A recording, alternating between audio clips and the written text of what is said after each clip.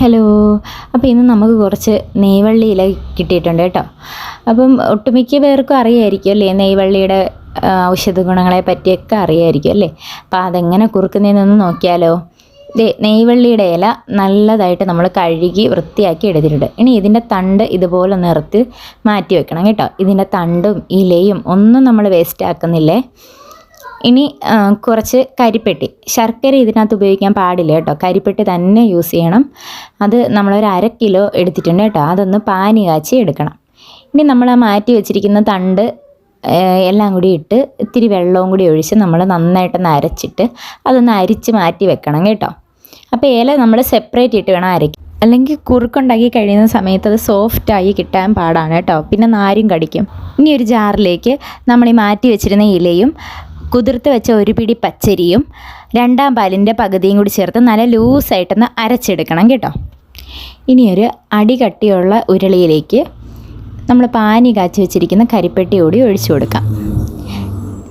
ഇതിന് കൈ എടുക്കാതെ അവസാനം വരെ ഇളക്കിക്കൊണ്ടിരിക്കണം കേട്ടോ, അല്ലെങ്കിൽ അത് അടുക്കി പിടിക്കുകയും കട്ട പിടിക്കുകയും ഒക്കെ ചെയ്യും.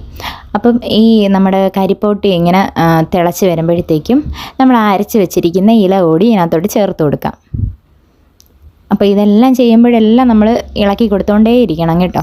ഇനി നമുക്ക് അതൊരു ഇത്തിരി ഒരു കുറുകി വരുമ്പോഴത്തേക്കും നമുക്ക് 2 പാലും തണ്ട് ചതച്ച് അല്ല അരച്ച് വെച്ചിരുന്ന ആ അരപ്പും എല്ലാം കൂടി നമുക്ക് ഇതിനകത്തോട്ടൊന്ന് ഒഴിച്ചു കൊടുക്കാം. ഇനി ഇത് ഈ ഒരു ഇത്തിരി കൂടി കട്ടി ഒരു അലുവ പരുവാകുമ്പോഴത്തേക്കും നമുക്ക് 1 പാൽ കൂടി ഇതിനകത്തോട്ട് ചേർത്ത് കൊടുക്കാം. ഇനി ഇത് കണ്ടിന്യൂസ് ആയിട്ട് നമ്മളിങ്ങനെ ഇളക്കിക്കൊണ്ടേയിരിക്കണം കേട്ടോ.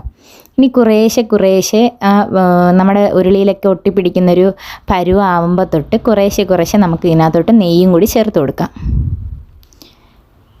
ഇനി ഇത് നമ്മൾ അലുവ കിണ്ടുന്നത് കണക്ക് നന്നായിട്ടൊന്ന് ഇളക്കി ഈ പാത്രത്തിലോ അല്ലെങ്കിൽ സ്പൂണിലോ ഒന്നും ഒട്ടിപ്പിടിക്കാത്തൊരു പരുവത്തിലാക്കി എടുക്കണം. ഇതാണ് നമ്മുടെ കുറുക്കിൻ്റെ കറക്റ്റ് പരുവം കേട്ടോ. അപ്പോൾ നമ്മുടെ നെയ്വള്ളി ഇല കുറുക്കൊക്കെ റെഡി ആയിട്ടുണ്ട് കേട്ടോ.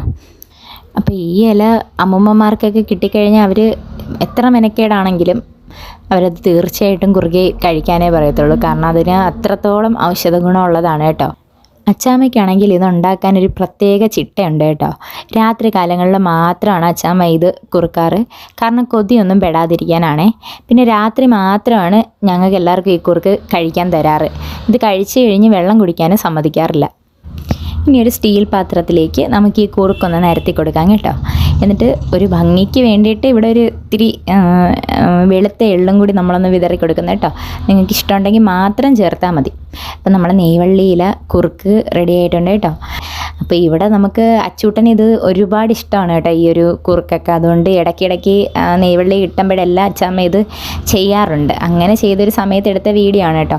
അപ്പോൾ നിങ്ങളുമായിട്ട് ഷെയർ ചെയ്യാമെന്ന് കരുതി. വീഡിയോ ഇഷ്ടപ്പെട്ടെങ്കിൽ ലൈക്ക് ചെയ്യാനും ഷെയർ ചെയ്യാനും സബ്സ്ക്രൈബ് ചെയ്യാനും ഒന്നും മറക്കില്ലല്ലോ. സ്നേഹത്തോടെ അച്ചാമ്മയുടെ അച്ചൂട്ടൻ.